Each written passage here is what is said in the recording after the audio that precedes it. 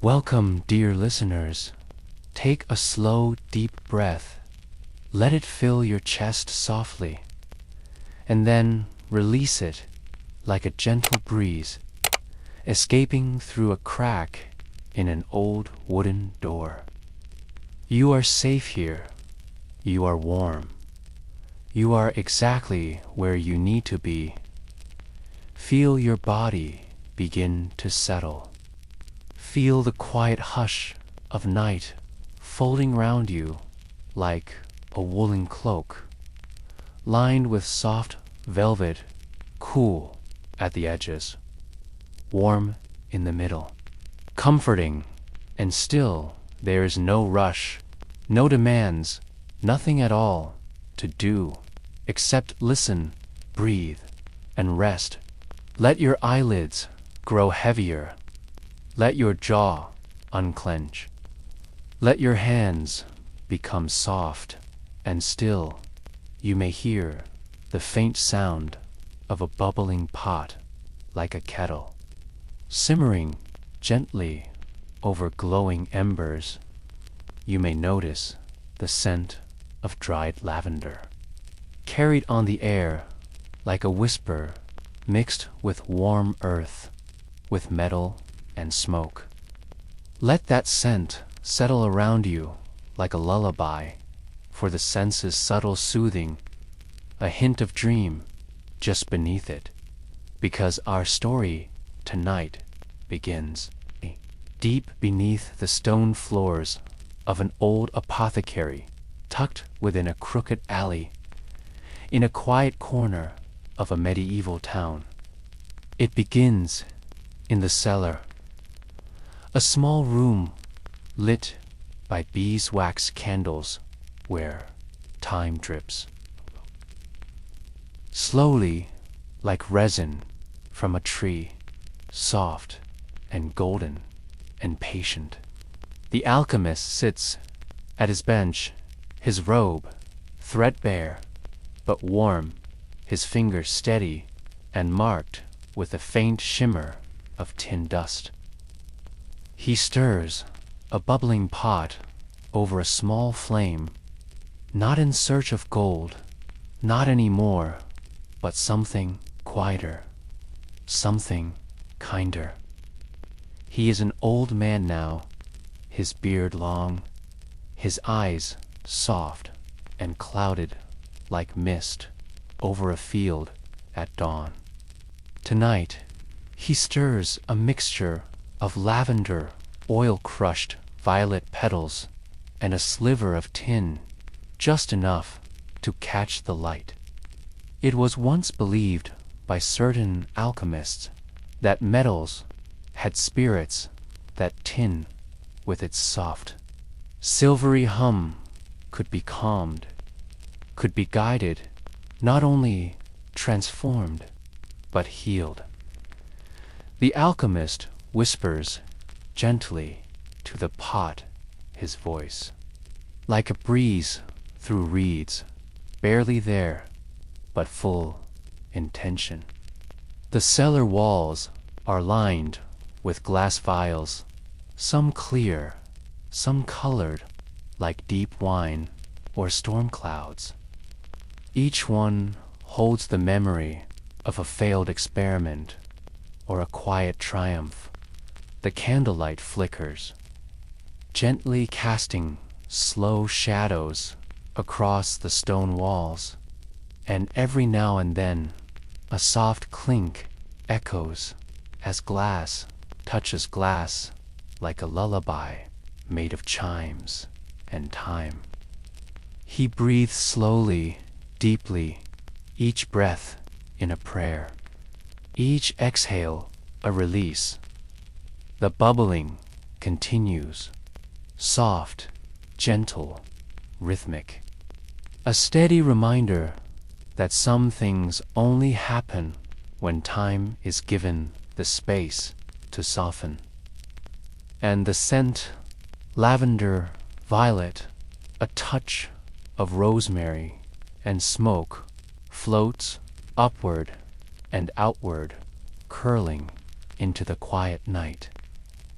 You are there with him now, beside the warm bench, watching the dance of light and shadow, listening to the breath of the flame, the whisper of bubbling liquid, the rustle of parchment as he notes his thoughts with a soft quill. There is peace in this place, not the silence of emptiness, but the silence of presence, the kind that lets your shoulders relax, lets your heart slow, lets your dreams begin to rise like steam from a teacup. The alchemist's eyes drift closed only for a moment, as if remembering, or maybe dreaming already. His hand continues to stir gently, in slow figure eights, as if sketching infinity into the mixture. In a corner of the room, a sleeping cat curls tighter, its breath rising and falling like a tiny bellows.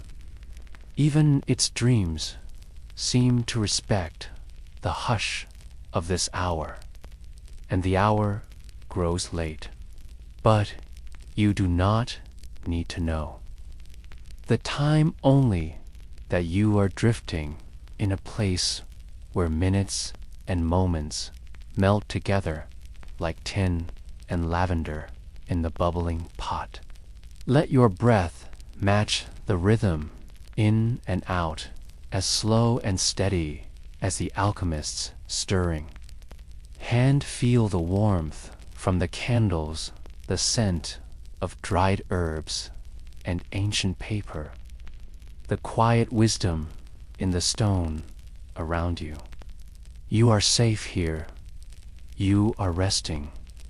You are beginning to dream. The alchemist sighs not with sorrow, but with satisfaction.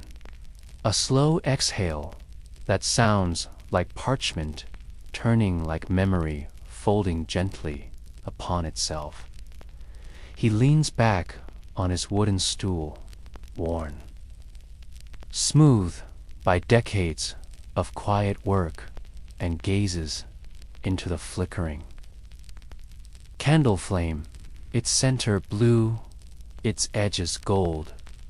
The mixture in the pot has darkened, slightly, not from burning, but from deepening, as if it too is falling asleep. He does not rush, he never does. Alchemy is the art of patience and of listening, not only to the fire, and not only to the metals, but to the quiet places within.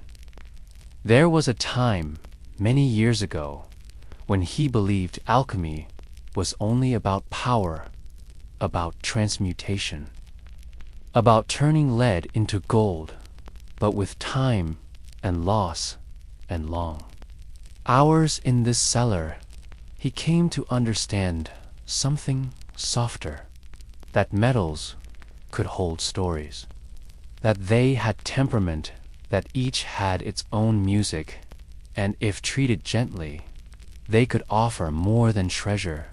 They could offer harmony. Tonight's work is not for wealth, but for peace, the kind of peace that seeps into the soul, the kind that calms a restless heart, the kind that helps one sleep without dreams or with dreams, so soft they feel like the rustle of linen sheet in morning light. He takes a small glass rod, thin and delicate, and begins to swirl the mixture, gently drawing the heat outward, encouraging the potion to settle, as though lulling it into slumber, a small puff of lavender silver. Mist rises from the surface, it catches in the candlelight, and seems to shimmer as if the potion is exhaling. too relieved to be seen, to be touched with such care. You notice the tools around the alchemist, each one placed with loving precision, a brass scale with faintly worn markings, a bundle of dried rosemary, tied with twine, a curved knife whose handle is polished smooth from years of use, and beside it, a weathered journal, its leather cover etched with faint arcane symbols, and tucked within its pages a single dried rose, petal pressed flat, a memory held between layers of knowledge. You hear the soft crackle of the hearth, not large, just enough to warm the cellar, just enough to feel like comfort wrapped in flame.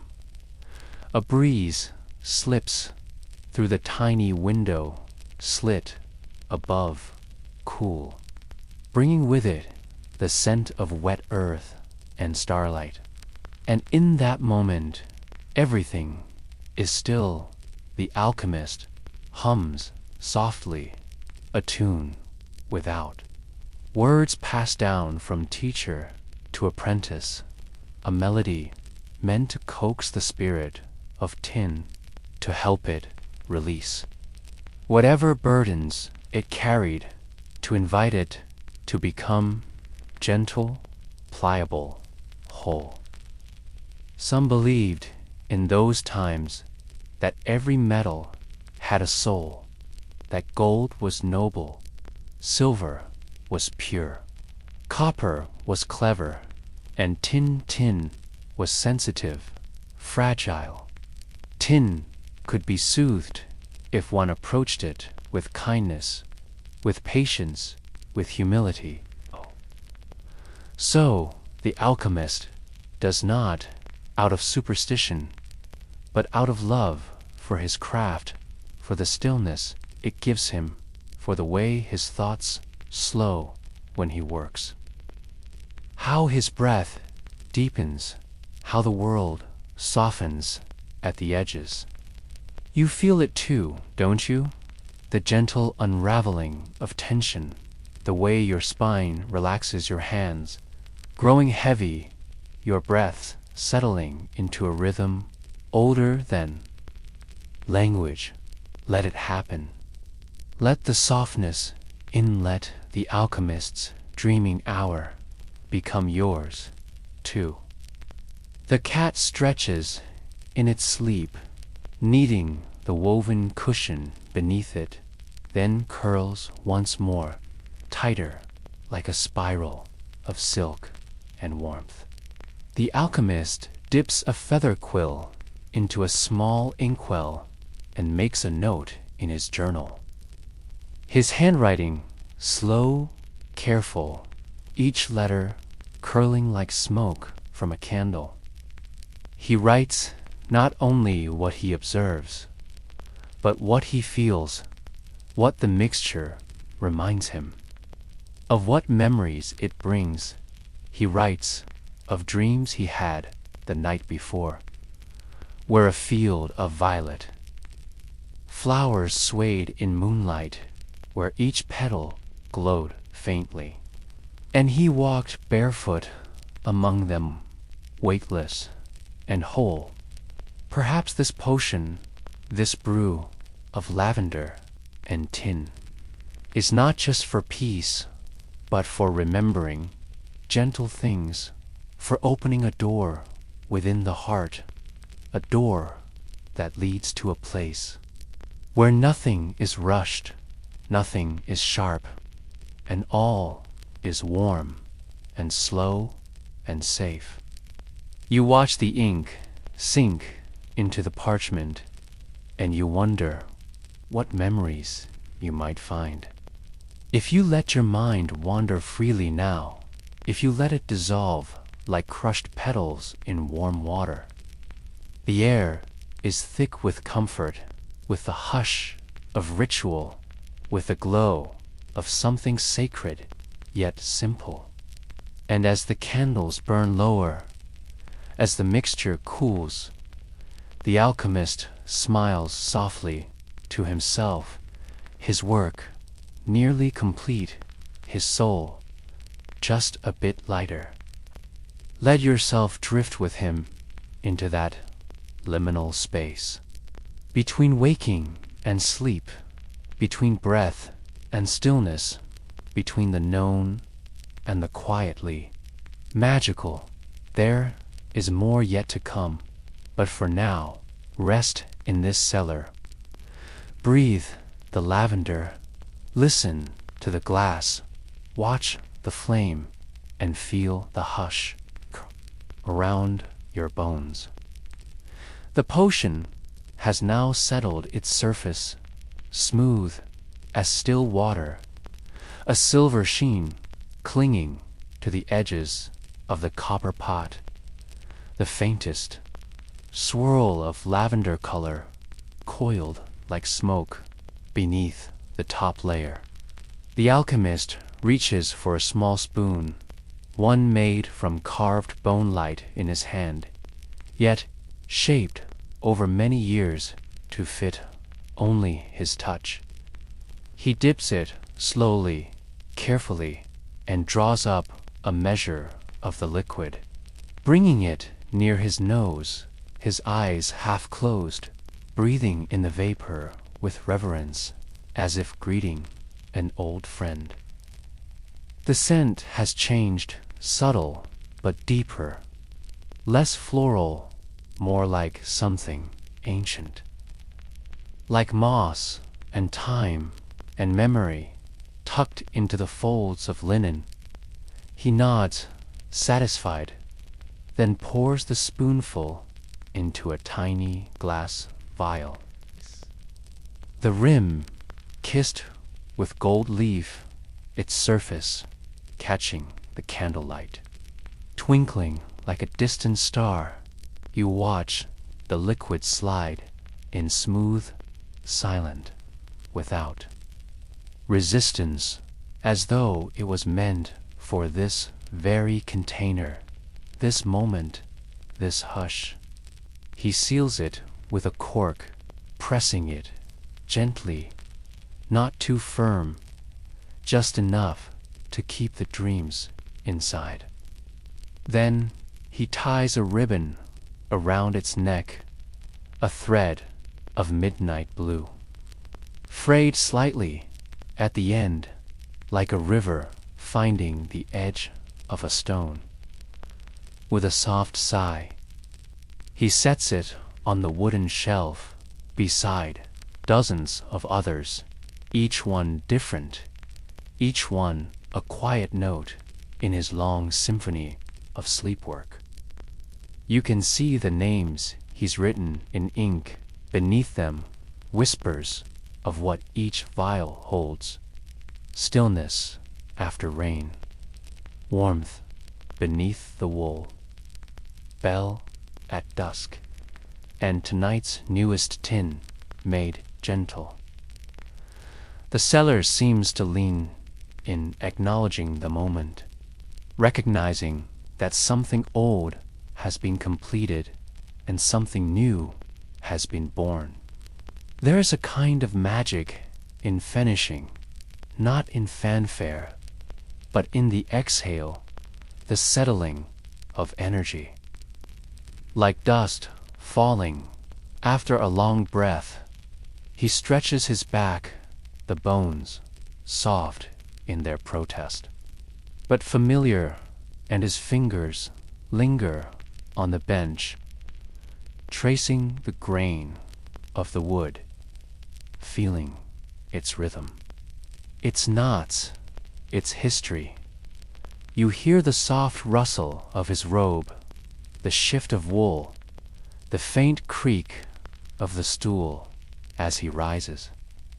And then the pouring of tea, not from a fancy pot, but from a clay kettle kept warm by a single coal.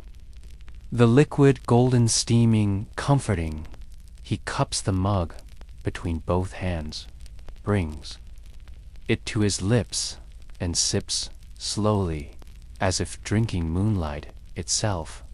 You may feel it to a warmth in your chest, not heat, but ease, like the first moment you slide beneath a heavy blanket and the weight of the world slips gently away.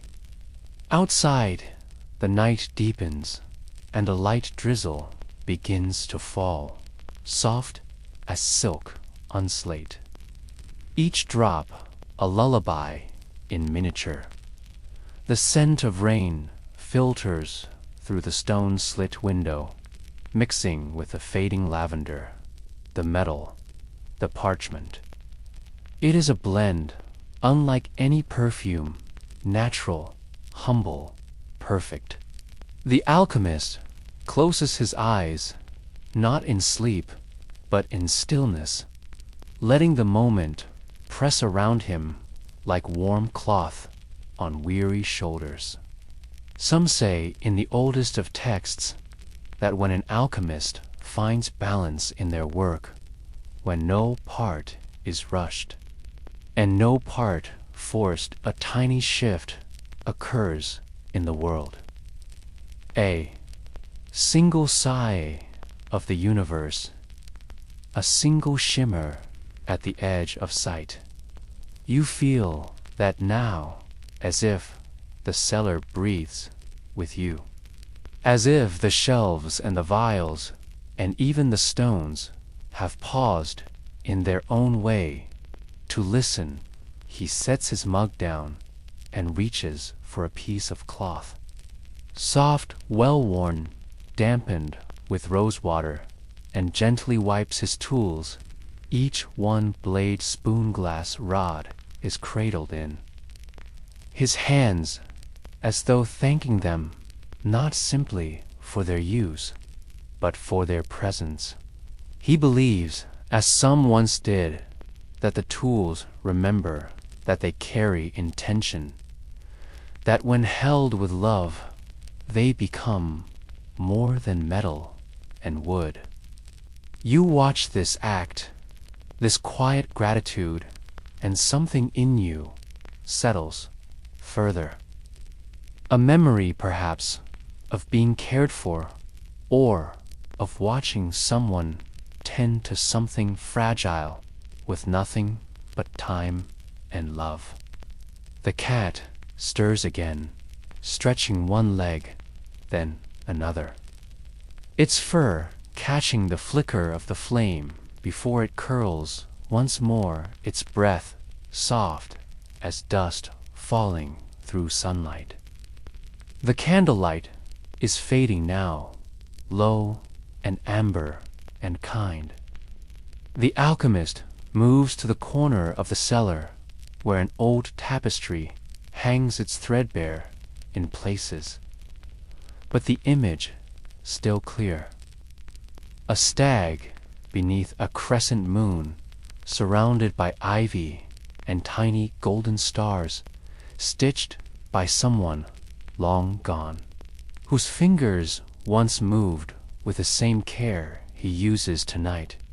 He draws the tapestry aside, revealing a smaller space. Behind it, a private nook lined with velvet and tucked with cushions. This is his resting place, not grand, but sacred. He kneels slowly, then settles onto the cushion, his bones sighing, his breath deepening. And you, watching, listening, breathing, you begin to feel it too. The invitation to rest, to let go, to slip just slightly into that space between the hour has ripened, the potion complete, the tools cleansed, the tea finished. And now the dreaming begins. If your eyes have grown heavy, you may close them. If your thoughts are quiet, let them wander like steam from the cup.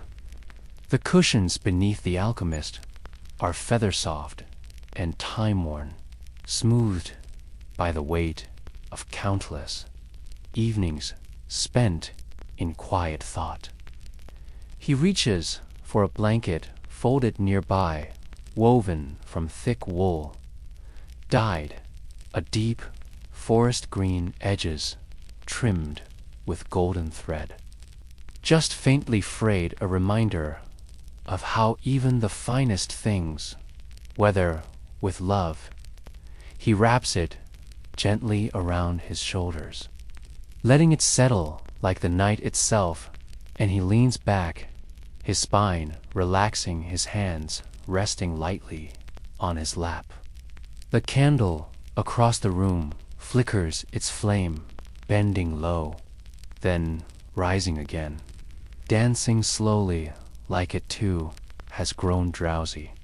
You might hear the soft hiss of the wick, the tiniest sound like parchment being turned in a faraway library, a whisper that soothes rather than stirs. Outside, the rain continues, steady now, a rhythm you could count on each drop, like a kiss to the earth, to the roof, to the stones that cradle this hidden cellar. There is no need to speak here, no need to think, only to feel the warmth of the wall, the softness of the light, the gentle pressure of breath moving in and out. Somewhere in the shadows, an hourglass turns its neck, slim its frame, carved from you, and the sand within moves like mist, each grain falling without rush, without worry, without time.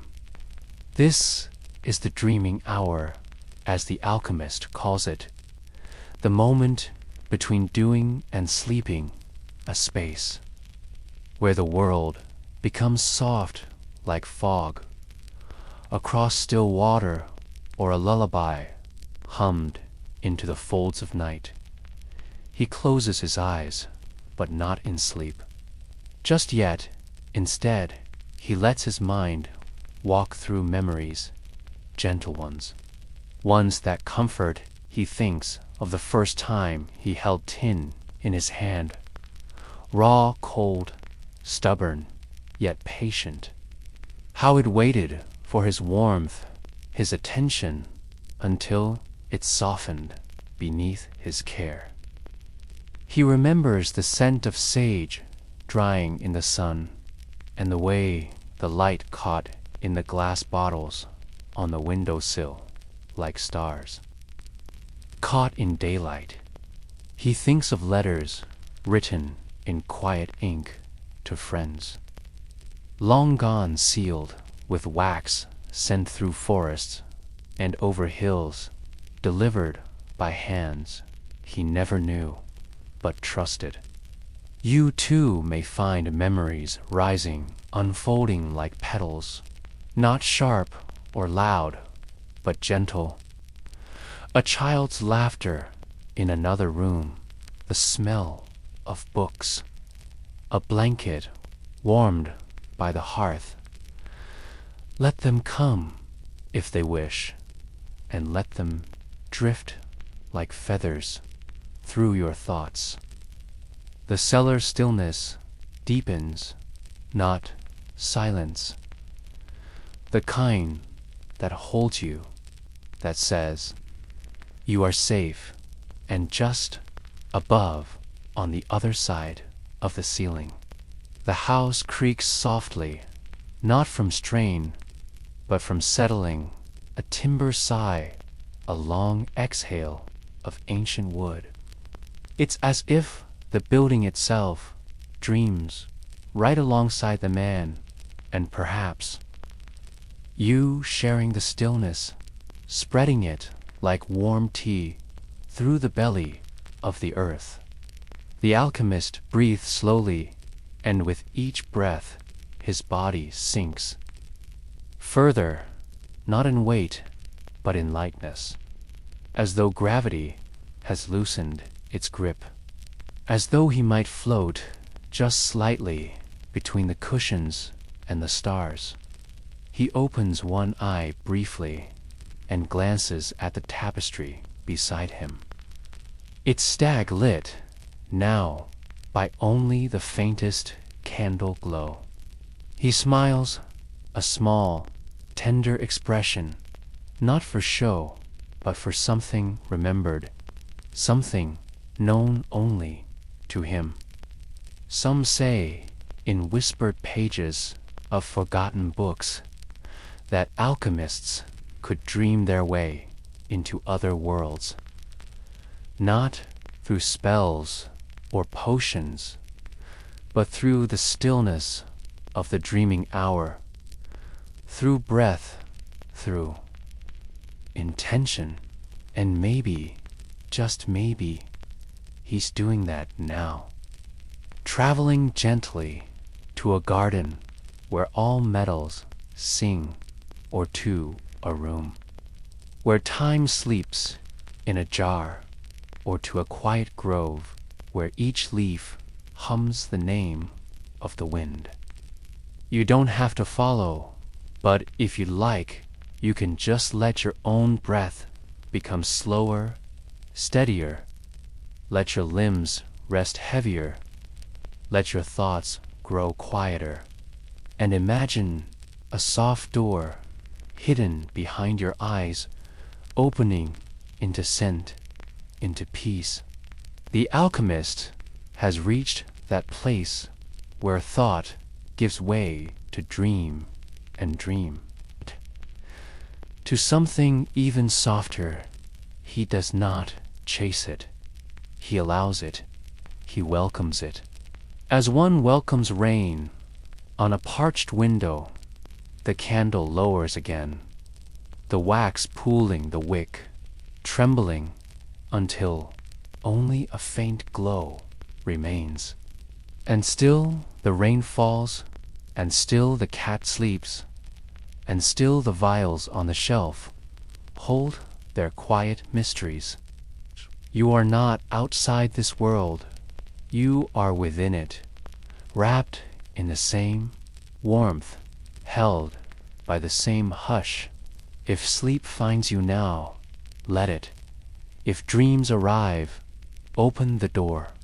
And if you wish to return to sit a little longer beside the alchemist, to listen to the bubbling pot, or watch the hourglass drift, just whisper. Our story returns now to that candlelit cellar where the alchemist rests in the arms of evening, his eyes still closed, his hands now nestled beneath the folds of his blanket. The glow from the last candle has softened to a golden hush, barely bright enough to trace the curve of the wooden shelves, or the shimmer of a tiny crystal perched in an open drawer. That crystal, once thought to hold the memory of sunlight, was placed there long ago by another hand, another dreamer, someone who believed, as many alchemists did, that minerals held the quiet memory of the earth itself.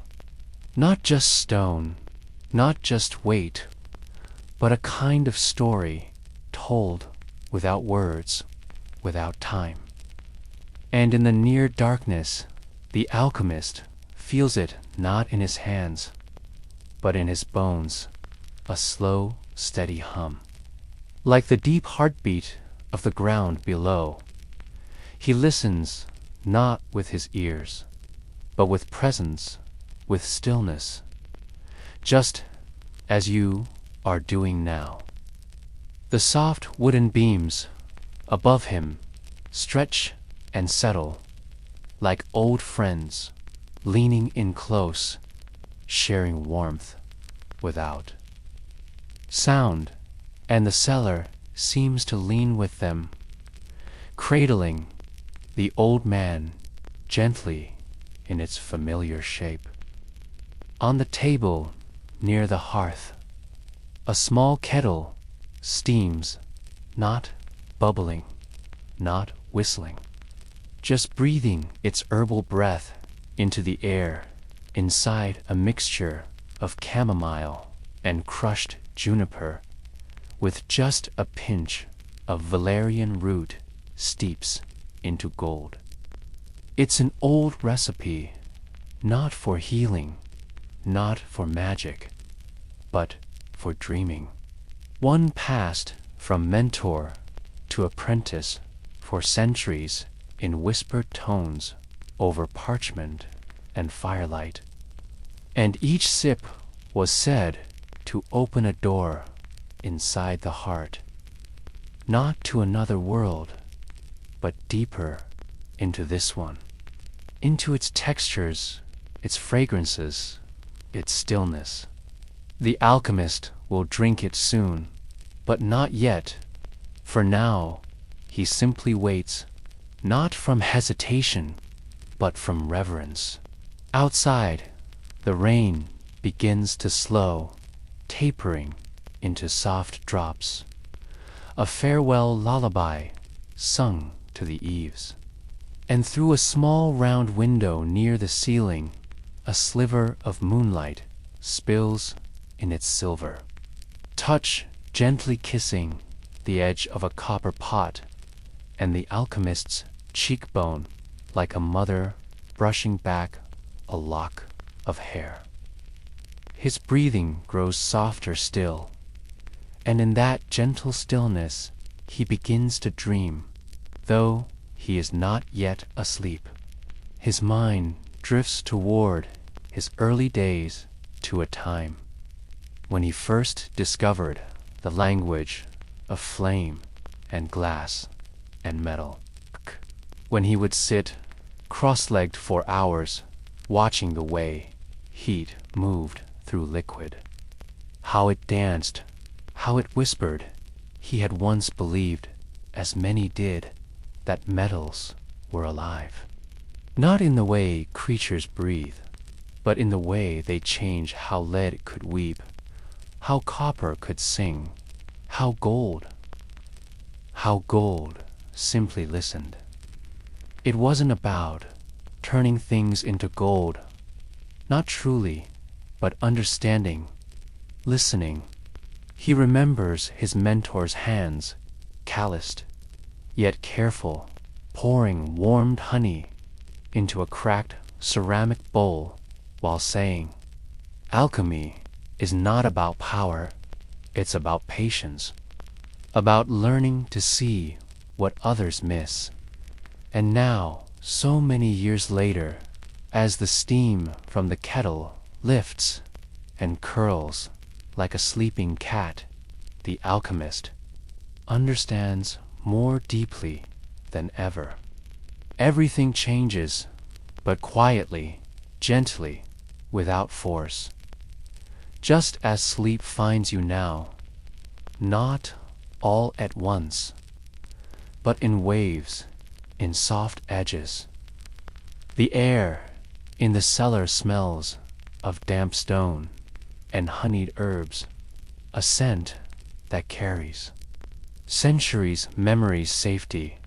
And as the hourglass on the far shelf releases its final grains, the kettle gives a quiet sigh, just enough to stir the cat, who stretches, blinks once, and returns to her cushion.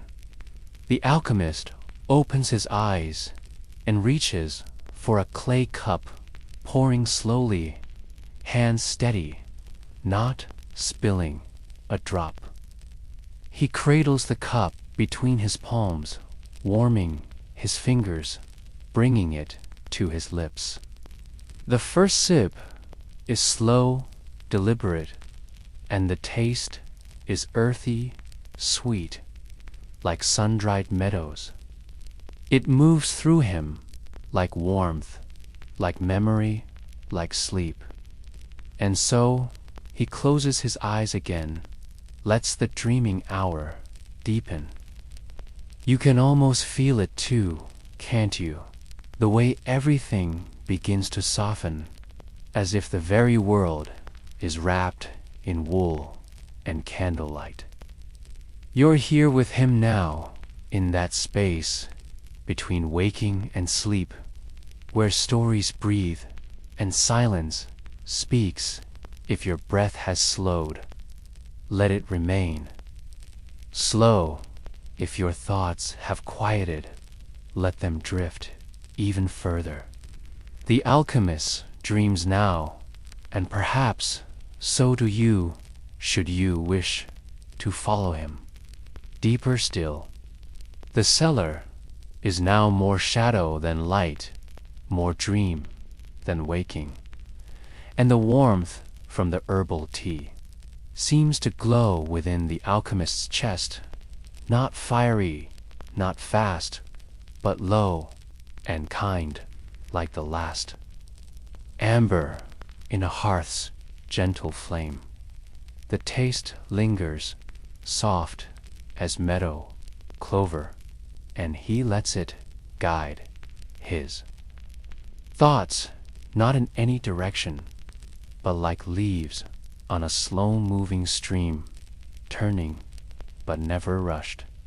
The wind outside has quieted, and you might imagine the trees beyond the cellar walls bowing slowly under the weight of the night, not in sadness, but in deep sleep. Branches heavy with dreams of sunlit mornings and soft bird calls. You can feel it now, can't you? This peace woven into the air, as if the walls themselves were humming a lullaby. Above him, on a narrow shelf carved into the stone, sits a small wooden box, its lid carved with strange curling lines, symbols not for power, but for remembrance. Inside, nestled in faded velvet rests, a tiny vial no longer than a finger, filled with silver dust, the color of moonlight on still water.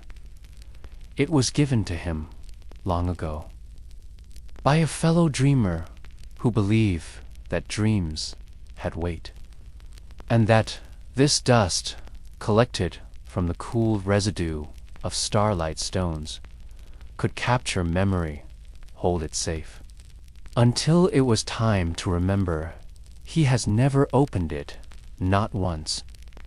But he keeps it near, because some memories, the most precious ones, are meant to be held quietly, not looked at, but felt. And tonight, with the scent of valerian root still curling in the air, he feels it, not the memory itself, but the soft glow of having known it. Maybe you felt that before, a warmth you couldn't name, a flicker behind your ribs that said, yes, you were here, you were loved, you were safe. That's what fills the cellar now. Not spells, not magic, just a deep, humble presence. The alchemist leans further back, his body now loose, melting into the cushions like wax softened by time. He has no tasks left, no ingredients to weigh, no pages to transcribe, no more transformations to attempt tonight. For tonight, the transformation is this: to become still, to become quiet, to become the dream. And slowly, so gently, his breathing matches the rhythm of the world around him, the faint tick of water behind the walls, the soft shifting of the earth, the breath of you listening, drifting. His eyes flutter, and perhaps yours, due to not in struggle, but in surrender, not because you are tired, but because you are allowed to rest. Above him, a soft breeze pushes through the cracks in the cellar door, bringing the faintest scent of lavender from the garden beyond where stalks still bloom in the moonlight, nodding in their sleep. He can see them in his mind. Silvered stems, bowing soft bees, dreaming beneath their leaves. Each flower a tiny star, still shining even without the sun. And as the lavender scent twines with the heat of the cattle and the hush of stone, it creates a kind of spell, not the alchemical kind, but the oldest kind, the kind made of comfort and quiet and trust. You are here in that spell, now held gently by its warmth. And perhaps, if you listen closely, you can hear the sound of the glass vials breathing with the cellar, not clinking, not rattling, just quietly inhaling, exhaling. They too are at peace.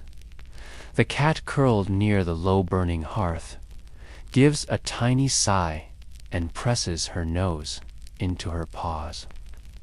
The embers flicker soft orange and gold, casting slow-moving shadows on the far wall, shadows that sway like grass or like memories you can't quite name. The alchemist watches them for a while, and then, slowly, he closes his eyes again. He doesn't need to hold the moment. He only needs to be within it. As you do now know, need to reach or shape or think, just allow the breath to stay slow. Allow the limbs to stay soft. Let your spine feel heavy. Let your thoughts become quieter. Let your heart beat hum in the same low rhythm as the dreaming hour. And know, as the old man drifts, and as the candle dims, that this moment is yours, to not just a story, but a space. A place where you are welcome, where you are enough, just as you are. If sleep finds you here, that is a gift. Our story settles once more in the quiet cellar, where time no longer ticks, but drips softly like dew from the edge of an ancient leaf. The alchemist is not awake and not entirely asleep. He is somewhere in between, where breath and memory meet, where the world becomes soft and the heart can whisper freely in his half-dream. He sees a corridor of light, not bright, but the warm kind, like morning sun filtered through linen curtains, and the stone floor beneath his feet feels warm from it, like it remembers sunlight too. He walks slowly, not because he must, but because there is nowhere to hurry. The air is rich with lavender and cedar, and every step he takes is silent, as if even the dream wants to let him rest. Around him, the corridor blooms with shelves upon shelves of objects familiar. But changed, his old notebooks glow faintly, their ink moving gently across the page, as though rewriting itself with each breath. There are flasks here, but they are filled, not with liquid, but with tiny, swirling lights like captured fireflies from a summer long past. And here, a polished mirror of obsidian, not to reflect his face, but his thoughts, soft images. Flicker across it, memories, not yet forgotten, but softened by time. He pauses and reaches out, his fingers grazing a small brass pendulum hanging from a thread of spider silk. It sways at his touch, but does not settle. Instead, it begins to swing in slow, wide arcs, and as it does, he hears a voice. Not a loud voice, but a thread of a whisper, like wind moving through reeds. And the voice says, "Peace is not found in answers, but in allowing the question to rest." The alchemist breathes in and nods his chest, rising with a quiet ease, as if the dream itself has exhaled, and far behind him, or ahead, he can hear water not rushing, just lapping gently, as if against the shore of a hidden lake. That sound, so soft, so round, curls around his thoughts and begins to pull them away like threads of wool slipping gently from a spindle. Let it pull yours too, if you wish. Let the questions you carry loosen their grip. Just for now, let them float like feathers caught in a slow breeze. You are safe here, with him in this corridor of dream. Back in the cellar, the candle's wick bends inward, its flame a low flicker like a sigh, and the cat stirs, slightly stretching one paw toward the hearth. Outside night continues, but without edge. The stars are veiled in clouds, and the moon rests behind them like a sleeping guardian. Everything is quiet now, but not empty. The quiet holds stories, breath, memory, and stillness. The alchemist shifts slightly in his sleep, a small sound escaping his lips, not a word, just a sigh, and it joins the hush like a thread woven into fabric. This dreaming hour, it is not measured by clocks, but by presence, by softness, by surrender. And as you listen, you too become part of it. Your breath joins the rhythm, your body joins the stillness. There is nothing more to do now, nothing to solve.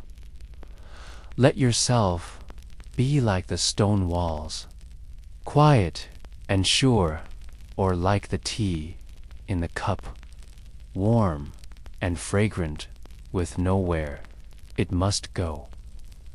The dream continues, and it will hold you.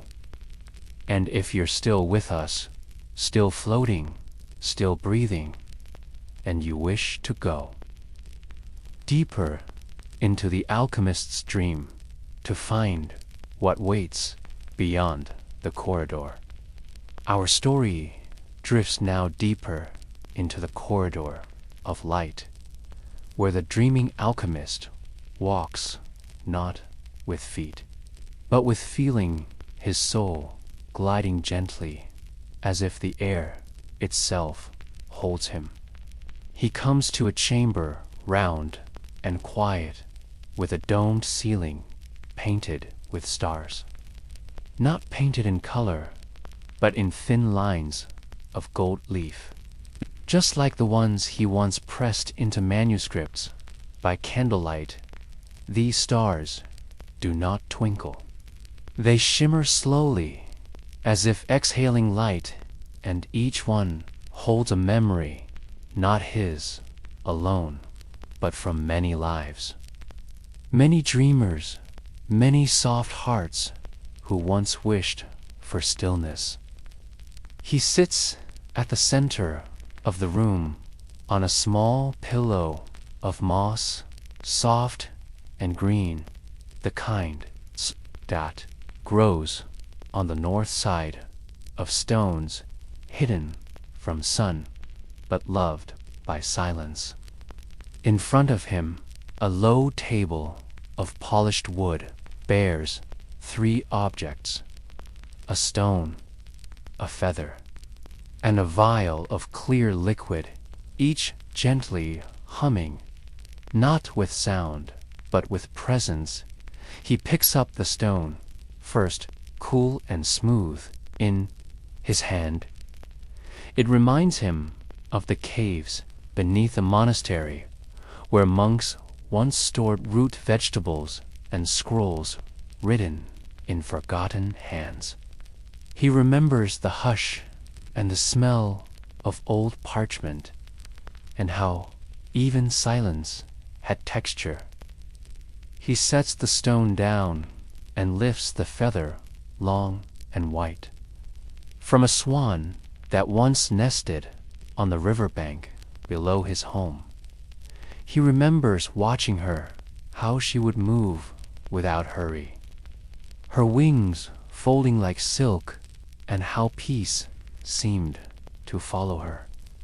He touches the vial, last, its liquid still, but glowing faintly with a soft blue tint like moonlight trapped in water. He does not open it, he only watches it and allows its glow to meet his breath. As he sits, surrounded by these things, his shoulders begin to sink, not from weight, but from release, as if the very bones of his body have remembered how to rest. The dream thickens, not with darkness, but with depth, and he is no longer watching. He is part of it, woven into its breath, its hush, its warmth. Perhaps you are too.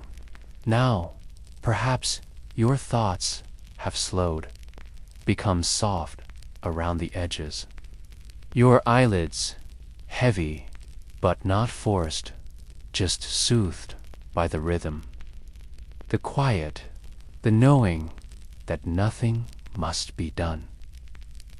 Let yourself settle into that. Feel the surface beneath you. Cradling, you feel your jaw loosen, your fingers uncurl. Your thoughts fade gently like mist curling through the beams of early morning back in the cellar. His body rests still, but his soul glides through this dreaming room, through its hush and shimmer, where time has no meaning, only feeling. You are here with him in this shared hour, and your presence is welcome far away. But not truly far. A soft bell chimes once, then again, slow and low, the kind of bell that does not call, but blesses. And every sound, now, every breath, every pause, feels like it belongs. There is no need to search for what comes next. It will arrive when it is ready.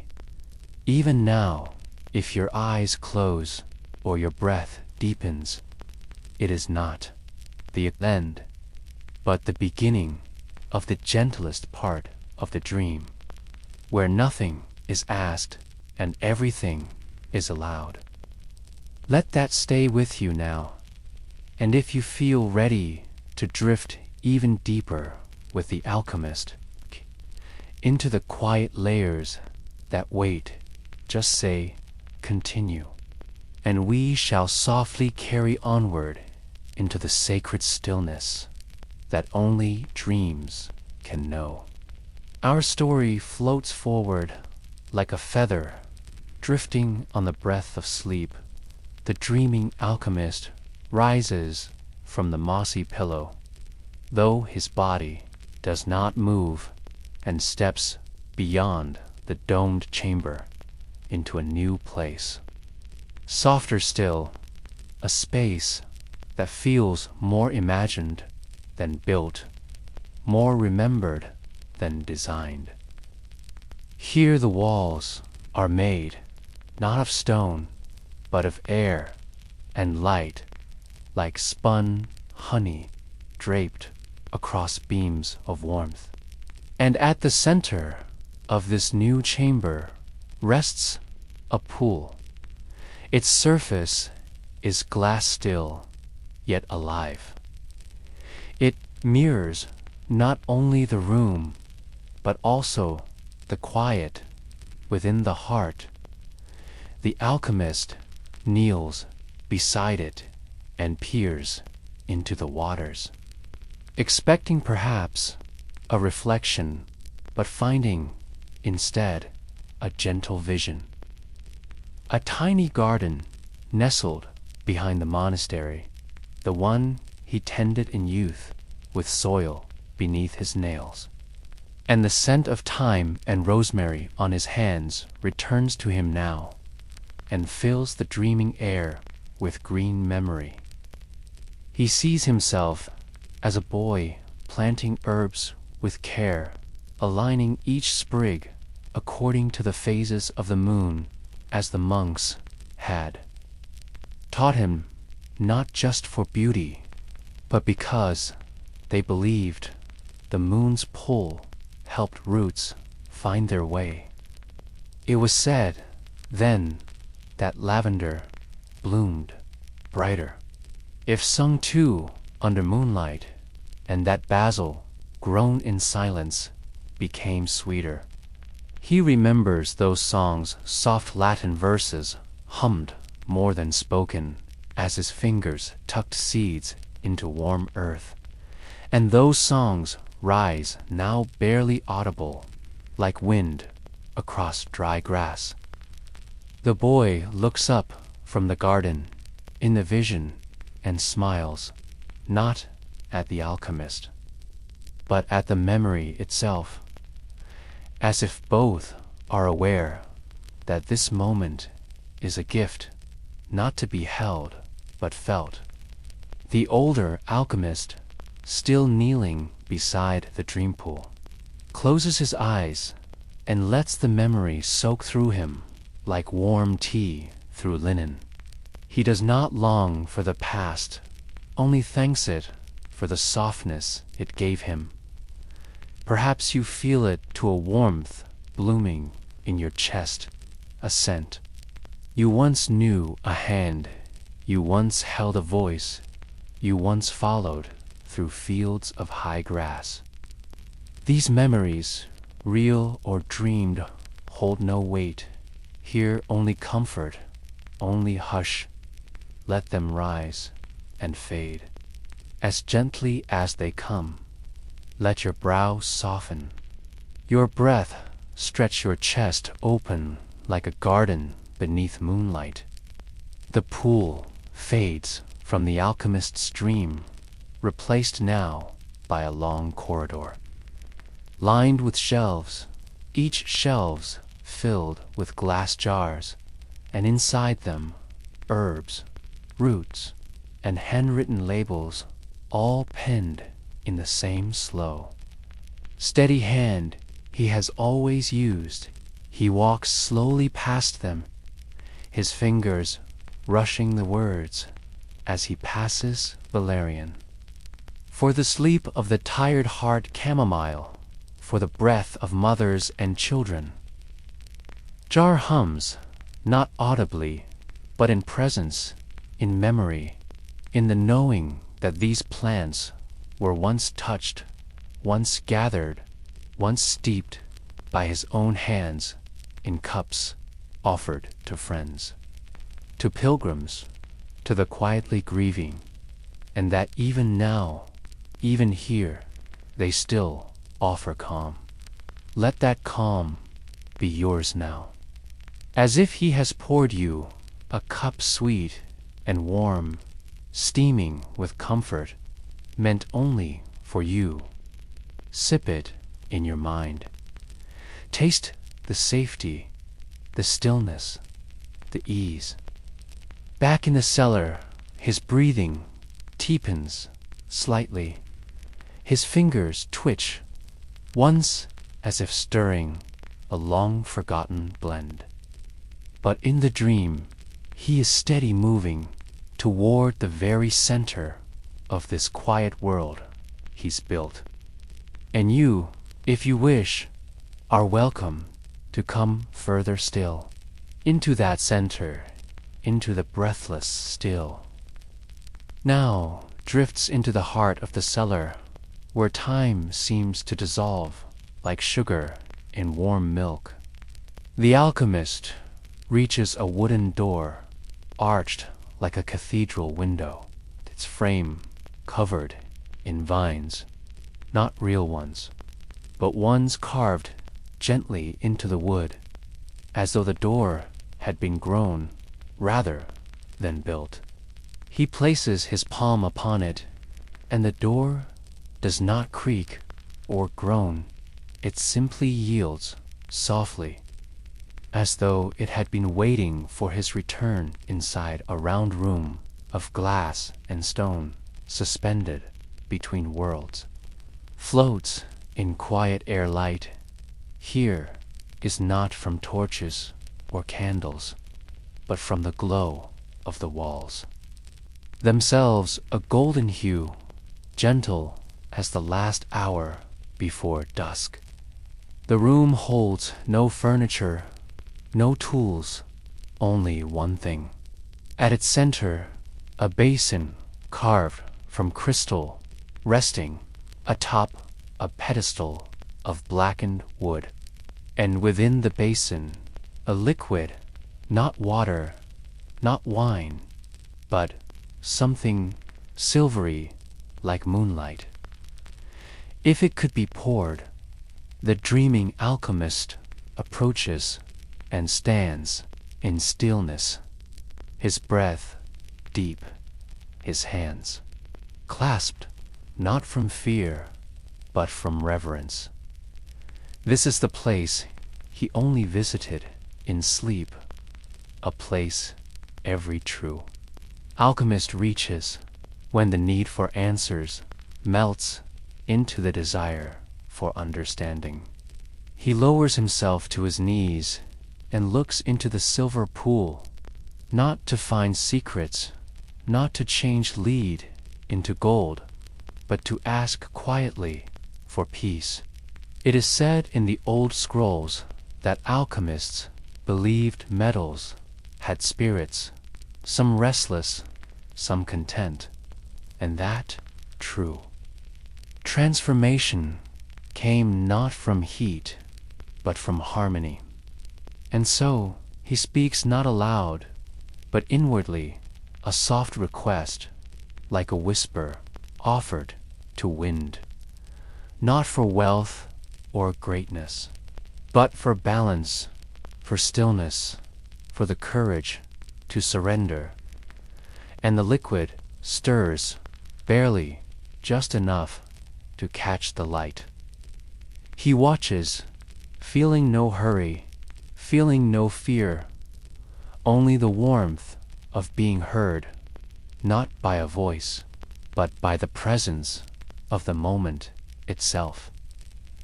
Let that feeling now wrap around you. You do not need to fix or solve or chase. You are here, breathing, being enough. The alchemist stays, kneeling, his hands resting in his lap, his spine long, his breath steady, and slowly from the ceiling a thread of light descends, thinner than hair, so fine it seems imagined, and yet as it touches the silver surface, a soft tone rings out. not a sound exactly, more like the feeling of music resonating in the bones, in the ribs. In the quietest part of thought, the dream thickens, not with weight, but with meaning.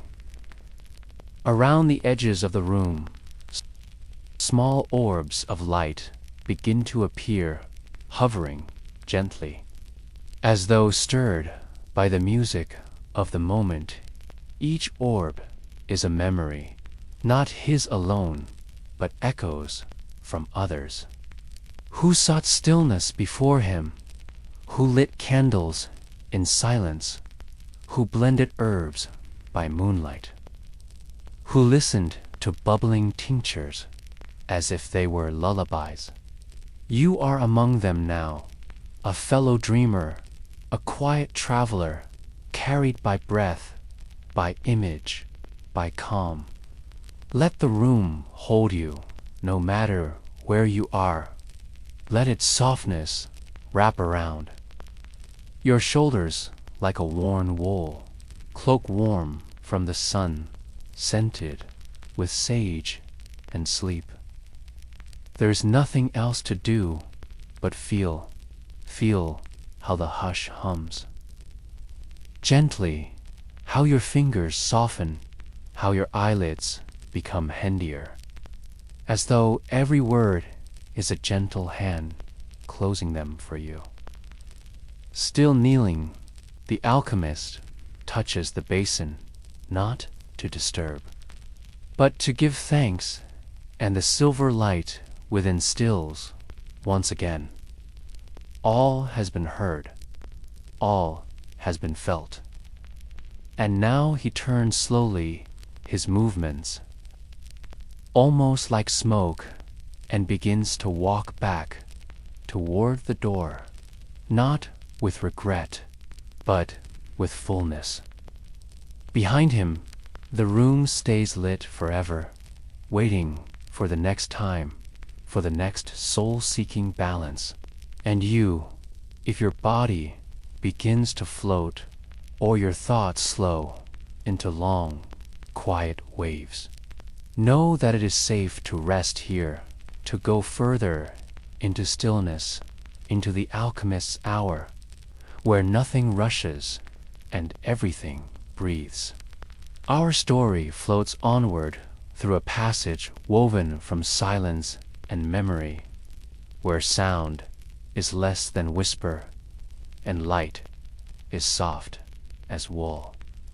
The alchemist walks the corridor of his dreaming, his feet making no sound upon the stone, his mind quiet, now not seeking, only receiving.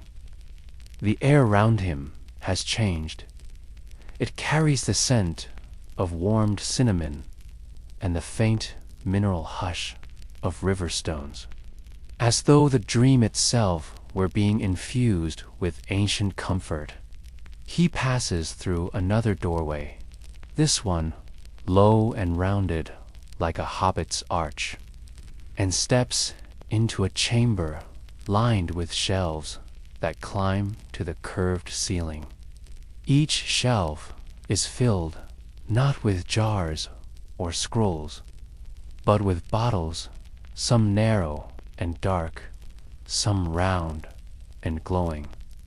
Faintly, some sealed with wax, others open at the top, as if recently used. This is his library of scent, a collection not written in ink, but preserved in vapor. Each bottle holds the memory of a moment distilled gently from herbs or flowers, or even laughter left behind in a linen collar. He lifts one bottle, now its glass warm, to the touch its contents pale and swirling, and slowly uncorks it. A soft puff of fragrance escapes, and the room fills with the scent of rain on dusty earth. Petrichor, the first drops falling after a long, dry summer, when the soil sighs and breathes again. And with that scent comes the memory it holds. A summer afternoon long ago, when he was young, sitting beneath the eaves of the monastery, watching the storm roll in over the hills. He had no parchment in his hands, then no tools, only time and breath and the hush of the hush, approaching rain. The thunder was low and distant, not frightening, just deep, like a yawn from the world itself. He had listened and felt and been still. The memory wraps around him, now soft as moss, a lullaby written in weather. Let that lullaby wrap around you to let your breath match the hush. Between raindrops, slow and open, let your chest rise like a hill and fall like the rain. The alchemist closes the bottle gently and returns it to the shelf, choosing another, this one slender and the scent of lavender and warm. Cloth spills out a memory, and warm cloth spills out a memory of being bundled in blankets after a long walk in the cold. He had been no older than 10, and a kind old monk had wrapped him in a cloak, still warm from the hearth.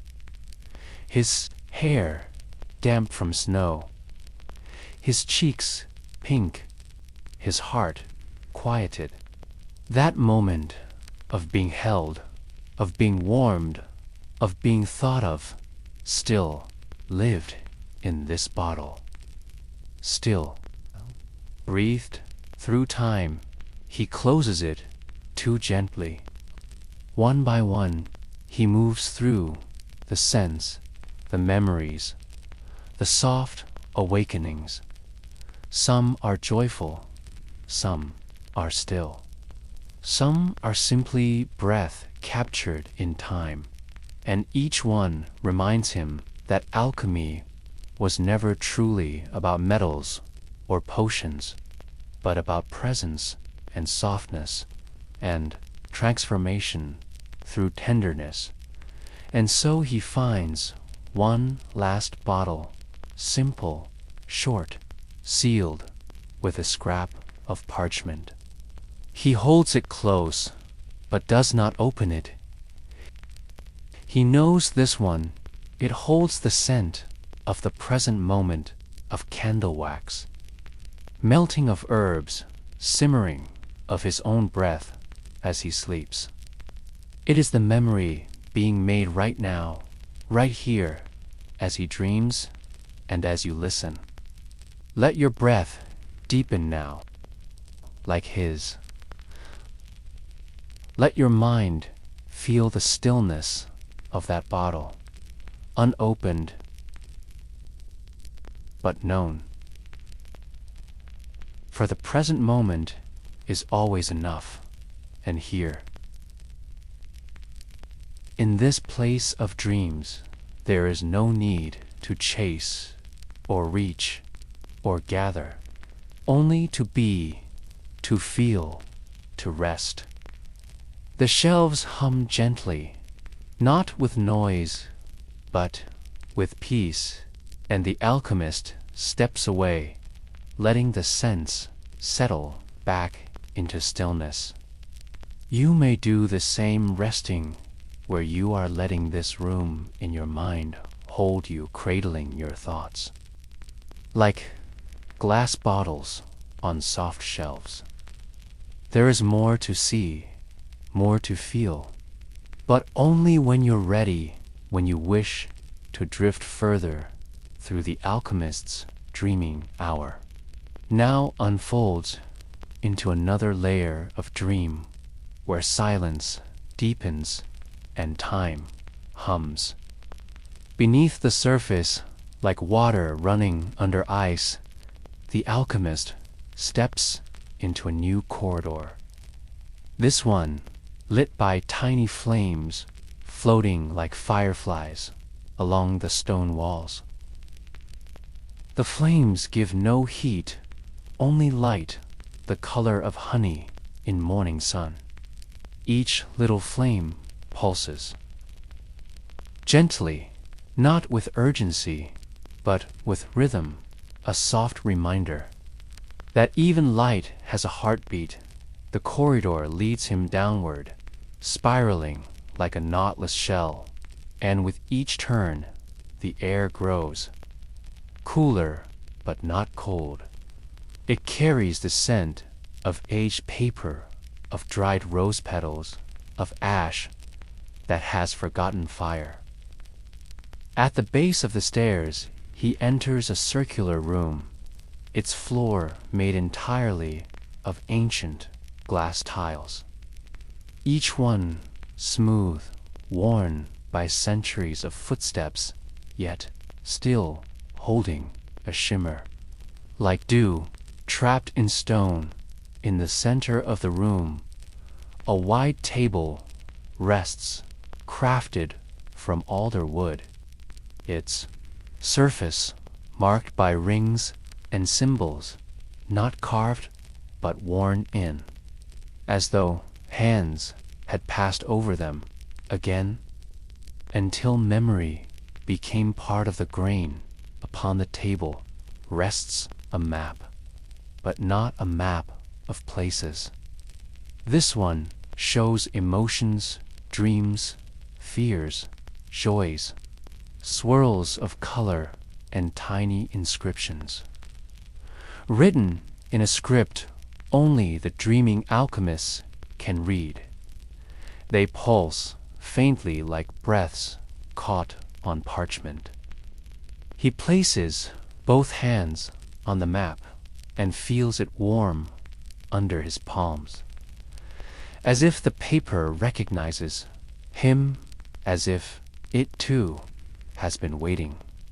This was a secret few knew that true alchemists charted not just the stars, but the inner sky, the constellations of thought and memory and mood. The map shifts gently under his hands, rearranging itself to show the dream he now carries, and yours, too. Perhaps, if you're listening closely enough, there is a trail drawn in soft, silver ink threading through shapes that look like teardrops and others like laughter echoes. Symbols that cannot be named, only felt. The alchemist studies them, not with worry, but with reverence. Each mark is a footprint of the soul. Let your own breath now become a mark on this invisible map. Let your exhale trace a soft curve, your inhale sketch a spiral. You are being charted gently by this dream, held quietly like a star waiting to rise. The table hums beneath his hands, and the air around him begins to shimmer, not brightly, but softly, as though the room itself remembers. He closes his eyes and lets the vibrations pass through him. They sound like bells, muffled and distant, as if heard through snow or from inside a warm coat. Each chime unlocks another layer of memory, of quiet, of being, and somewhere behind the sound you may hear it, to the soft stirring of breath, the faint whisper of pages turning the lullaby of the body settling down. He opens his eyes, slowly blinking, like someone who has seen both dream and waking, and smiles gently. The map is no longer there, only the table bare, but not empty. For what needed to be seen has been seen. What needed to be felt has been felt. And now he turns once more, his cloak brushing the old tiles, as he makes his way back up the spiral passage. Each step is slower, heavier, not with burden, but with peace. With each step, let your own mind soften, as though descending not through stone, but into warmth, into waret, into rest. The floating lights follow him like companions, glowing just enough to light the path, but not enough to disturb the hush. And when he reaches the top, he looks back only once, and offers a silent thank. You for the dream, for the map, for the way still unfolding. And now he opens another door and steps into the next part of the dreaming. You are welcome to follow gently, quietly, without effort. Our story drifts onward now into a room lit not by fire nor by stars, but by glowstone. Soft veins of luminescence thread through the walls like vines, their light a pale green like the underside of linden leaves in spring. This chamber the alchemist calls the breathing room. It has no shelves, no books, no bottles. Only cushions, low and wide, stuffed with moss and feathers, placed in a gentle circle around a small fountain that does not gurgle but whispers.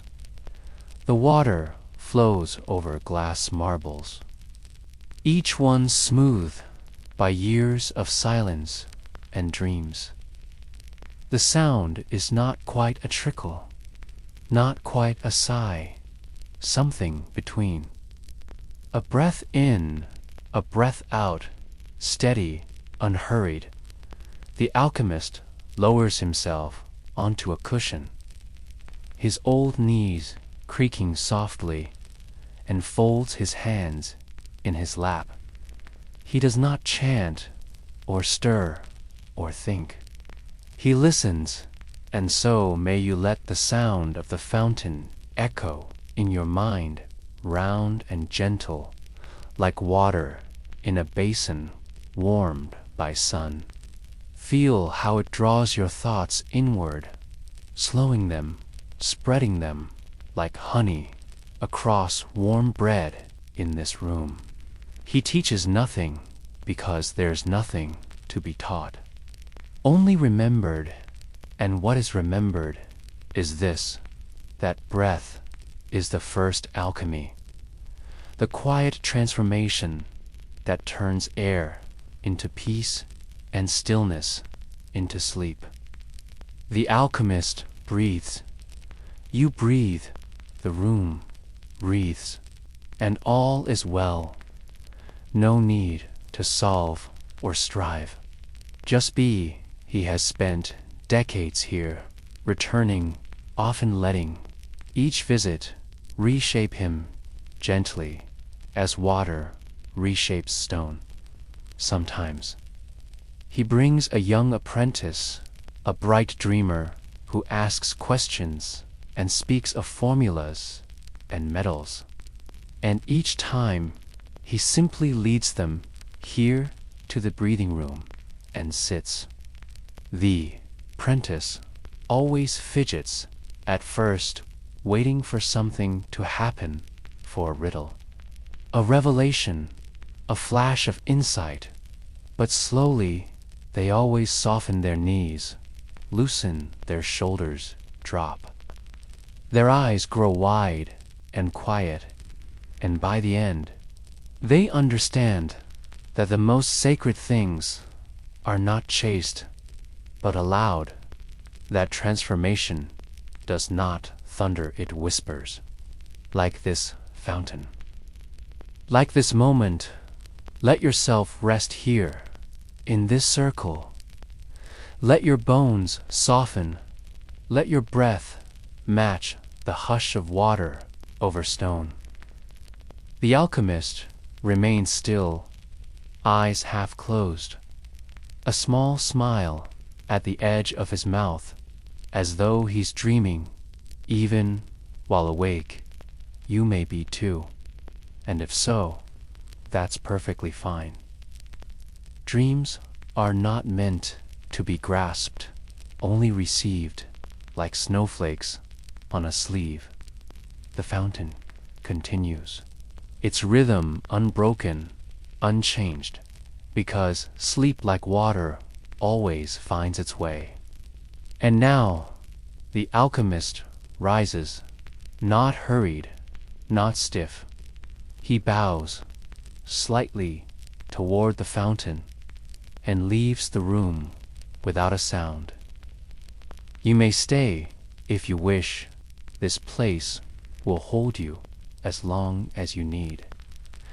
As the alchemist steps softly through a narrow wooden door, barely taller than his shoulders, its hinges whisper its wood, breathes its threshold, welcomes. He enters a round stone room with a ceiling that rises like the inside of a bell. This is the chamber of echoes. Not echoes of sound, but of memory. The walls are lined with glass. Jars, each sealed with wax, each holding something very small. A sprig of lavender, a feather from a midnight bird, a pebble shaped like a teardrop, a thread from a lover's cloak. Each object hums, but only quietly. In the center of the room stands a pedestal, and upon it a single silver bowl filled with water, still as glass. The alchemist walks toward it, and kneels. His reflection gazes back, but not as he is now older, wrinkled, tired. No. In the bowl he sees the young apprentice he once was, wide-eyed, eager hands stained with ink and curiosity. The reflection does not speak, but it smiles, a smile full of longing and gentle mischief. He closes his eyes around him. The jars begin to stir, as if sensing his quiet ritual. Not a spell, not a formula. Just the act of remembering, of allowing the self to be soft again. This was one of the most sacred practices in the old traditions of alchemy. Not turning lead to gold, but turning old thoughts into peace. It was believed by some that every memory leaves behind a kind of residue, a fine dust, like ash or pollen, that can be collected if one listens long enough, and that this dust could be gathered in the dreaming hour and returned to the soul that needs it most. The alchemist breathes in, and the air, gentle as a lullaby, carries scents of rosewater, cinnamon smoke from ancient pine. He breathes out, and the jars glow faintly, one by one, like stars in reverse, arriving as the sky darkens. He opens his eyes. The bowl now holds not water but mist, and within that mist he sees a garden, his childhood garden, the way it looked before the war, before the fire, before the forgetting. There's a stone bench, an ivy climbing a trellis, and a red cloak hung on a branch to dry. He leans forward, and the image stays steady. Not an illusion, but a kindness from the past to the present. He reaches toward it, but does not touch, because this dream, like all dreams, must remain intact, and his heart, gentle as softened wax, remembers enough. The mist fades slowly, respectfully, and the bowl becomes water once more, still cool, eternal. He bows his head, not in sorrow, but in gratitude, and rises. Let your own breath mirror his now, a gentle inhale, a slow release. Let the chamber around you form quietly, filled with your own jars, your own echoes, your own quiet corners of remembering. There is no rush, just this moment. And as the alchemist moves again, the jars grow quiet, content to have offered their whispers, to have stirred the dream. He opens the wooden door and steps out into a passageway draped in velvet deep blue, stitched with golden thread, stars shaped by hand. This hallway is a place between sleep and story, between waking and rest. Let yourself walk here, to no footsteps needed, only breath. Our story now follows the alchemist into the velvet hallway, soft beneath his steps, quiet as moonlight on parchment. The blue of the fabric isn't just deep, it's infinite, stitched with stars. Not just sewn, but painted with tiny dots of real gold, dust, what's said in the older scrolls, that such hallways were once used in monasteries to soften the noise of waking minds, to slow them down, to prepare the soul for sacred things. And tonight, this is your sacred hour. As the alchemist walks, his hand trails along the velvet wall, fingers brushing the thread stars, feeling their tiny rise and fall. He pauses at a door carved with 7 circles, each one nestled inside the next, like ripples on still water. The door opens with a breath, and inside is the sanctum of slumber. It is not a bedroom, nor a lab, nor a library. It is a space built for the sole purpose of stillness. The walls are smooth stone, rounded, no corners to catch thoughts, on no shelves to hold worries. At the center of the room, a single couch, low and wide, draped in layers of wool and linen, dyed with indigo and lavender root. Its cushions remember every sleeper and welcome every dreamer. Above the couch, a slow-turning mobile crafted of old metals, tin, silver, copper, each piece shaped like a moon phase. They turn not by touch, but by the breath of the room, a breath that comes from nowhere. And everywhere, the alchemist sits and lets his body ease down onto the couch. You may do the same now, in your own way, with your own soft place to rest. Let your shoulders sink, let your jaw loosen, let your belly rise and fall like waves in a quiet cove.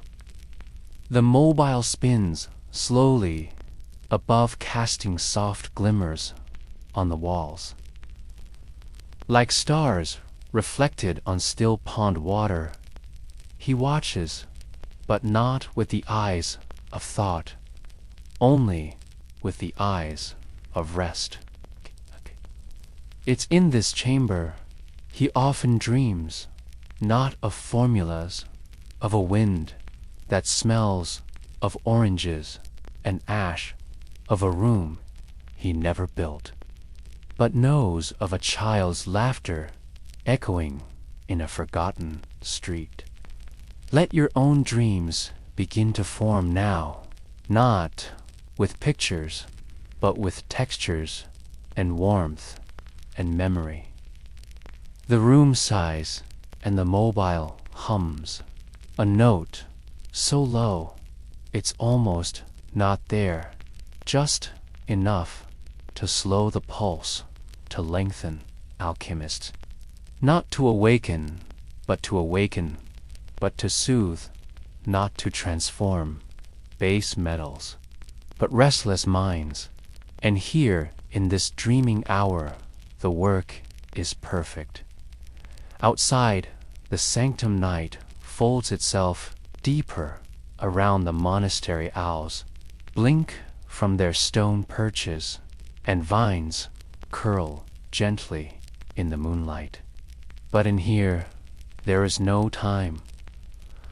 Only now, only rest. The alchemist closes his eyes, and slowly the edges of his self begin to soften, just dissolve into the space, into the warmth, into the rhythm of sleep, and you may follow or simply stay near, letting your own breath sink with the breath of this place. Soft, even unchanging. If your thoughts wander, let them like fireflies through dusk. Gently continues with the alchemist, now wrapped in stillness. His limbs settled, his hands relaxed, one palm resting over his heart, the other over his belly. This posture in the old texts was known as the vessel of dreams. Alchemists believed that the body could be shaped like a flask open at the crown, sealed at the soles, with the heart as the flame and the breath as the soft blue smoke within. And so he lies, a living vessel, not seeking answers, only inviting calm above him. The mobile of moons turns once more its tiny plates, catching the dim candlelight and scattering it into shimmering flecks that dance across the stone ceiling like stars caught in slow water. The ceiling above him is painted not with scenes, but with symbols, old ones, forgotten ones, a feather floating downward, a spiral unwinding, a sleeping lion curled within a ring. Each one holds a meaning lost to time, but still felt deep in the quiet places of the mind. These images don't speak to the intellect, they speak to something older, to the gentle. Knowing beneath language, you don't need to understand them. You only need to see or feel or imagine, and let the rest happen on its own. A breeze slips into the sanctum light as breath, and brings with it the scent of juniper, cool stone, and a whisper of iron. It was said that alchemists chose stones carefully, not only for strength, but for resonance. Granite for grounding, limestone for memory slate, for silence. The walls of this chamber are slate deep gray, soft to the eye, absorbing all sound except for the breath, yours and his. The room hums with sleep. Outside, a moth taps gently against the stained glass window, just like the scribe's illuminated pages. Perhaps it is the same kind. Perhaps it is the same kind. Perhaps not. But the alchemist who once knew that scribe smiles faintly in his sleep, because he too believes that some moths are drawn not to light, but to the shimmer of meaning. He dreams now, but not in pictures. He dreams in sensations. In the warmth of copper on his palm, in the taste of mint steeped in violet water, in the sound of sand slipping between glass bulbs, you may begin to drift with him now, sinking a little deeper, melting a little softer. Let the layers of your own body relax from crown to brow to jaw. 2 shoulders down through the chest, the arms, the belly, the thighs.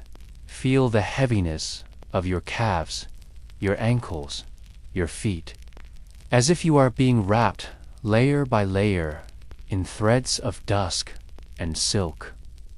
The alchemist turns slightly, and the mobile above him chimes a single bell-like note, soft, clear, then fading.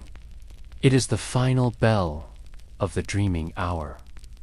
In older monasteries, this hour was marked not by clocks, but by the tone of a single note played from a bowl of crystal, and only once that sound meant it was time to let go, to surrender the waking mind and let the deeper waters rise.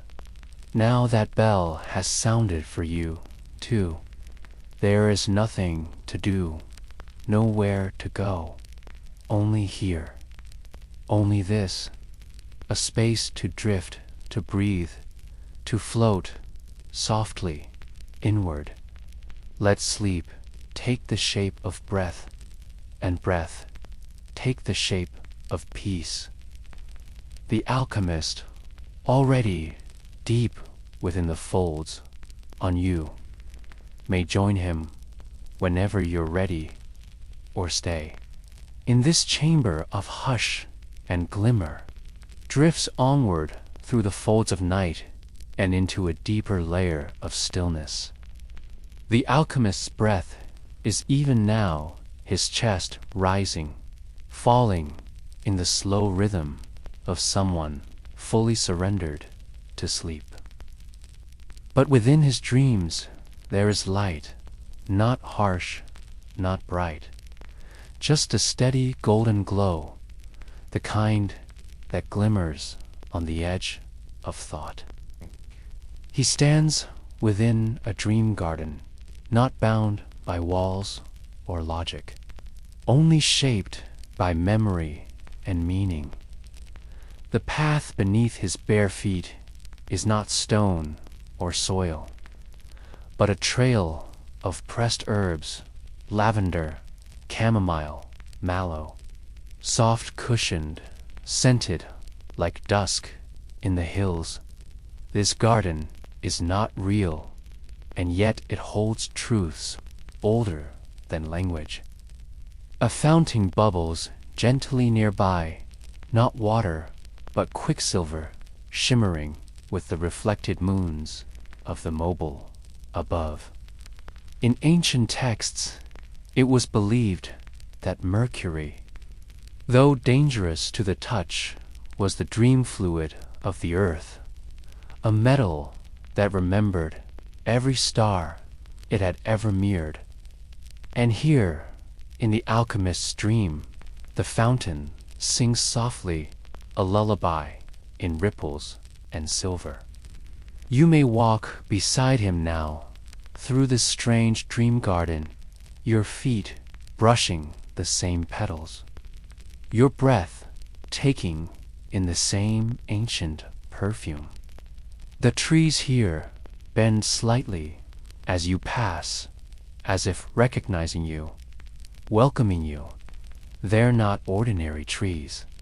Their trunks are etched with glowing runes, and their leaves shimmer with the muted color of copper leaves.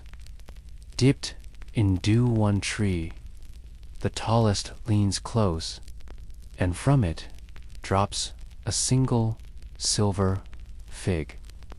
The alchemist catches it, cradles it in his palm. He doesn't eat it, he only listens, because in his dream world, fruits don't feed the body, they feed understanding. This fig tells him something without words, and his smile, deep and sleepy, spreads across. The dream like warm ink in water. You might feel the same message now, not in your thoughts, but in your breath, in the soft spaces between each. Heartbeat, perhaps, the fig whispers of rest, of how worthy you are of peace, of how long you've carried, and how safe it is now to lay it all down. The path leads onward to a round glade, bathed in starlight. At the center, a small fire burns, but it makes no smoke, only warmth, only glow. The alchemist sits before it, cross-legged hands resting loosely on his knees. He breathes in the scent of sandalwood and rose, the same blend he once used in his waking lab to calm restless minds and ease the tension in heavy chests. Let your own chest lighten now, just a little. Let your thoughts grow translucent like mist around a candle. Around the firestones are laid in a perfect circle, each one etched with an ancient alchemical symbol. Air, water, fire, earth, and spirit, symbols that represent not just elements, but states of being. The fire crackles softly, each sound spaced like footsteps, walking into a dream. He closes his eyes. You may do the same, and together the firelight washes over both of you, drawing every tightness out, drawing every thought down into the warm soil of stillness. This moment, this streaming hour, is not just a pause. It is a return to self, to silence, to the you that lives beneath all noise. Stay here as long as you like. The garden won't change. The fire won't fade. Not until you do. But when you're ready, and only when you feel the breath, call again, gently whisper. Our story settles deeper now into the roots of the dream, where silence becomes a language and stillness becomes light. The alchemist remains seated by the smokeless fire, his hands, open palms upward, resting in his lap. He does not speak because dreams do not require words, only breath, only presence. Above him, the stars move slowly, but not as they do in the waking sky. Here, they swirl in quiet spirals, in and out of constellations, never mapped, never named, just felt. It was once believed by stargazers and early alchemists that stars were not distant suns, but holes in the fabric of the world. Windows into the beyond. In this dream, they are exactly that gentle openings, letting in the light of whatever lies behind time. And through one such star, a breeze flows down, cool and sweet, like breath through a flute. It drifts over the alchemist's brow, across his shoulders, down his arms. You may feel it too, if you let yourself. Imagine it, a breeze made not of air, but of clarity. It brushes your forehead, and all the tension there melts. It floats across your chest, and the breath there deepens. You are becoming light, yourself becoming sleep. The alchemist rises now, but not as before. He is lighter, more fluid. The dream has taken the weight from his joints, the years from his bones. And as he stands, the fire bends slightly toward him in quiet reverence. He walks the edge of the stone circle, touching each alchemical symbol with the tips of his fingers. Air, water, fire, earth, spirit, each one glows briefly at his touch, then fades back into soft silence. The final stone spirit lingers, its light pulses in rhythm with your breath. And just for a moment, you and the alchemist share the same pulse, the same glow. Then he turns and walks slowly from the fire's circle into the darkened glade. But the dark here isn't heavy. It's velvet, gentle, protective, like night wrapping her shawl around your shoulders. You follow him, if only in thought or in breath, past the herb-strewn paths, past the tree that dropped the silver fig into a deeper grove where the trees lean inward. And there in the heart of the grove rests a small stone pool, still and round, lined with silver leaf.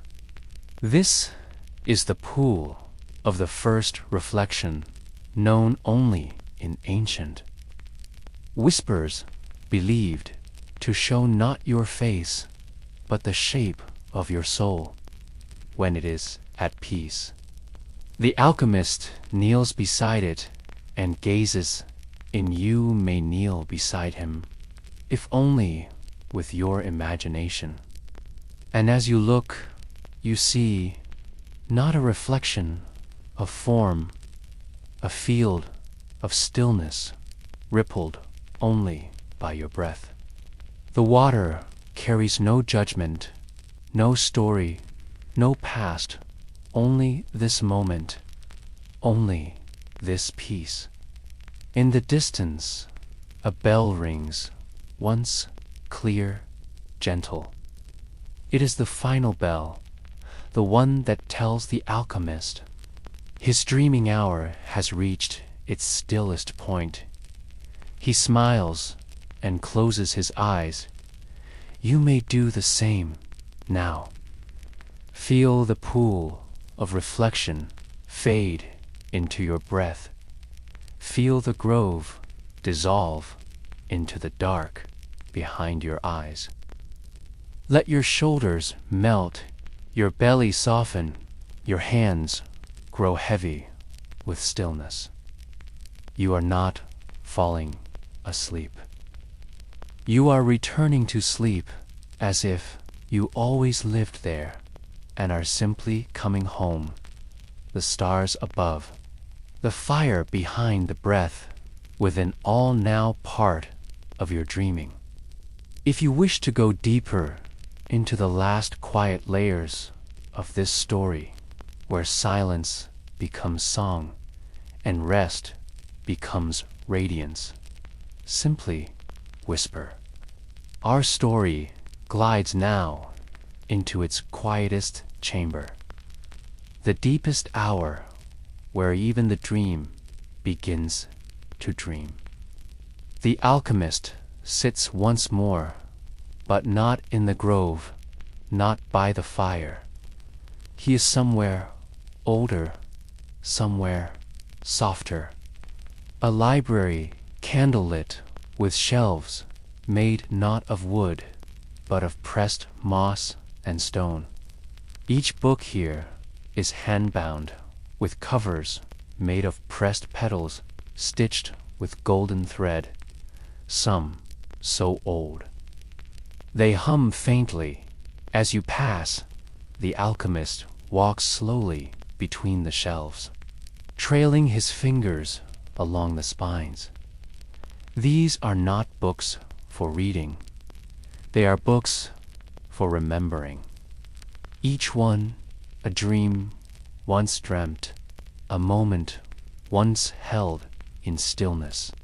He pulls one gently from the shelf, its cover warm to the touch, and carries it to a round cushion in the center of the room. The cushion is deep blue, embroidered with silver moths, tiny wings outstretched in flight. He settles down, cross-legged, and opens the book. Inside the pages do not hold words, but light, shifting golden threads that rise from the vellum-like breath from warm skin. This is a dream text, something only visible when seen with a resting heart. And the alchemist, with his heart open, his breath, soft reads it, not with his eyes, but with his presence. You sit beside him now. Another cushion appears, just for you. And as you gaze at the open book, you feel a warmth along your chest, a weightlessness in your spine. The story within the book isn't about someone else, it is about you. A quiet tale of how you once stood on a hill of lavender watching clouds drift across a deepening sky, of how you once cupped your hands around a tiny glowing stone and felt it pulse like a heartbeat, of how, without effort, you became a place of rest for others, even when you could not find it for yourself. This story is not fantasy. It is memory, softened by time held in gold thread. The alchemist closes the book, not out of ending, but out of completion. He leans back, his eyes half-lit at the candle beside him, flickering, slow and low. You may lie down now, here in the mossy library of dreams. The cushion beneath you expands, becoming a gentle bed, its fabric cool and smooth like the first page of a sacred book. Above the ceiling melts away, revealing stars once more, but they do not twinkle now. They pulse in rhythm with your breath. The air grows stiller, a hush that wraps around every inch of your body, until even your thoughts begin to dim like lanterns at the close of night. The alchemist whispers now, but not aloud. He speaks in the language of stillness, a message carried not by sound, but by silence. You are safe, you are whole, you are already dreaming. Let that message linger like mist around your shoulders. Let it root itself in your chest, soft and glowing. There is one more place to go. One final room where the dream releases its final sigh, and you, its listener, may drift into the quiet forever. Our story completes itself now, not with an ending, but with a soft return. The alchemist lies beside you, though you may not see him anymore. You may only feel him like a memory of warmth, like a hush in your bones. The final chamber is not a place of stone or fire. It is a sky wide, dark, woven with threads. You are lying in this sky, not beneath it, but within it, held as a feather is held in still water. There are no stars here, only the soft glow of your own presence, the light that you carry even in stillness, especially in stillness. The alchemist's final whisper is not to teach, not to tell that you like every element he studied.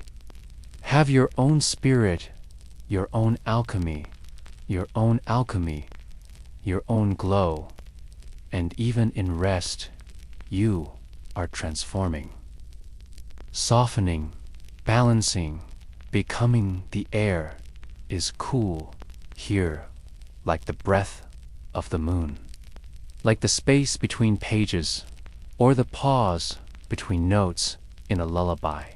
You float with no effort, your body as light as thought, your mind as slow as the turning of ancient pages below you. The library sleeps. The garden rests. The stone circle glows faintly under mothlight. And the world continues without need for sound or action or doing. There's nothing more to understand, nothing more to hold. Let go of your thoughts.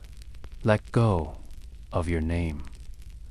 Let go of the time. Here you are simply peace. And as your breath slows even further, no longer leads, but follows. It follows the rhythm of night, of quiet cells within you, exhaling of dreams, beginning to bloom.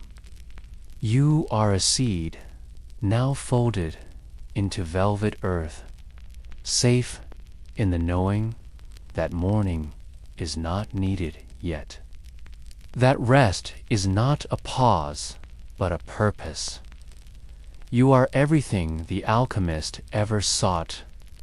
Not gold, not glory, but presence, soft, still sacred. You have returned to the quiet within. Let yourself remain there, held, carried, deep in the dreaming hour. And as this story fades so gently, like the last ember in a forgotten candle, you may slip into sleep without needing to say goodbye. Just the silence, now just the softness. Sleep well. You are deeply loved and utterly at rest. Good night, dear.